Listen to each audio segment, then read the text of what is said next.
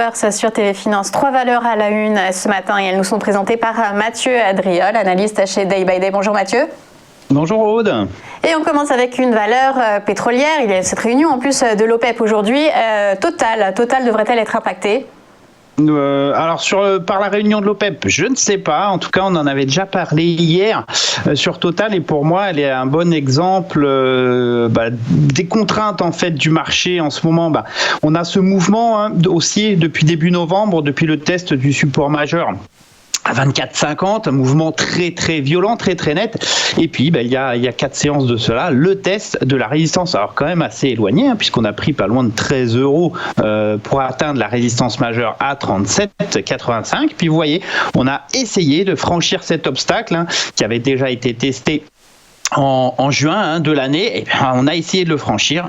Les cours n'ont pas réussi. Ça illustre bien en fait la difficulté de certains titres qui se sont certes repris de façon très très puissante. On a ouvert des gaps, on a un mouvement absolument extraordinaire d'amplitude et de force. Et quand on arrive sur les niveaux clés, sur les niveaux forts, ça cale un petit peu. On va avoir besoin pour réussir à déborder ce niveau et à améliorer vraiment la configuration sur plus long terme. On va avoir besoin de nouveaux éléments, peut-être justement.